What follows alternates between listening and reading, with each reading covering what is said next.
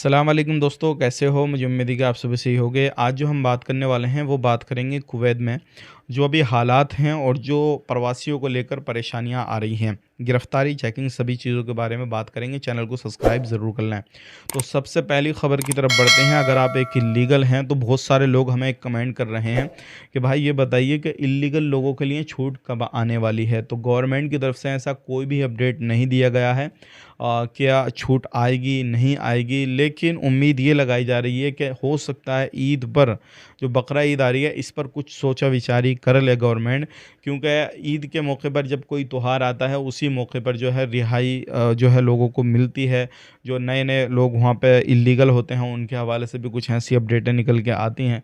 तो उम्मीद कीजिएगा और दुआ कीजिएगा कि जो प्राइम मिनिस्टर हैं, मतलब जो यहाँ के बादशाह हैं कुवैत के, वो इस बारे में कुछ सोचें और ऑर्डर दें। और जितने भी लीगल लोग हैं वो खुद को लीगल करने की कोशिश करें या फिर अपना सफ़र कर लें।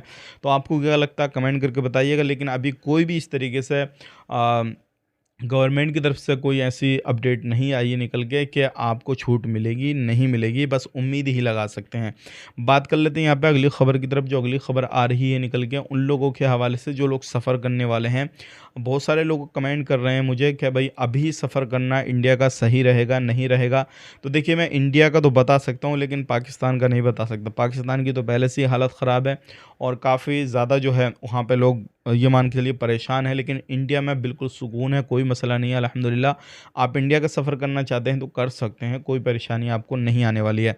लेकिन जो फ़्लाइट के टिकट हैं वो इंक्रीज़ हो सकते हैं जब आप बुक करें, या फिर आपकी जो फ़्लाइट है वो डिले हो सकती है, या फिर आपको जो फ़्लाइट एकदम से नहीं मिल सकती। उसके लिए आपको थोड़ा मेहनत करनी पड़ेगी, या फिर जिस भी एजेंट से आप बात करके, जो भी ट्रैवल एजेंसी होती है उनसे बात करके अपना फ़्लाइट बुक करा सकते हैं। यहाँ पर कोई मसला नहीं है, लेकिन इंडिया में आने के बाद कोई परेशानी नहीं है। लेकिन पाकिस्तानियों के लिए ये बुरी खबर है कि उनको नहीं जाना चाहिए अभी, क्योंकि वहाँ पर काफ़ी ज़्यादा मसले खड़े हो रहे हैं। अब बात कर लेते हैं अगली खबर की तरफ। जो अगली खबर आ रही है निकल के वो भी इम्पोर्टेंट है। अगर आप कुवैत के अंदर रहते हैं तो किसी भी भाई बंदों को बुलाना चाहते हैं तो वीज़ा उन्हीं लोगों से लें जिनके पास में लाइसेंस है।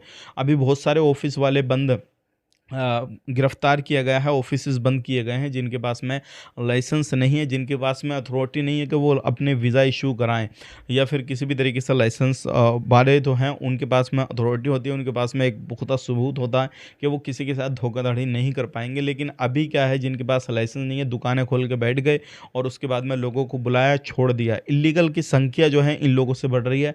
तो इसलिए जो कुवैत की सरकार है इन पर सख्ती कर रही है और ऐसे जितने भी ऑफिसेज हैं उनको बंद कर रही है। तो आप जब भी किसी भी भाई बंदों को बुलाना चाहते हैं, काम कराना चाहते हैं, तो सही बंदों से काम कराएं। कहीं ऐसा ना हो कभी ऐसे बंदे के झांसे में फंस जाएं, वो कुवैत के अंदर लाके आपको छोड़ दें और फिर आपका अता पता ना रहे और आप इल्लीगल हो जाएं।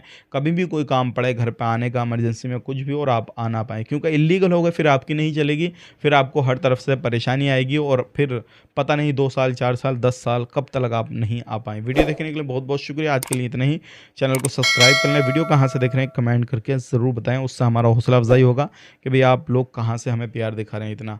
आप अपना ख्याल रखें, अपनी फैमिली वालों का ख्याल रखें। Take care, bye bye.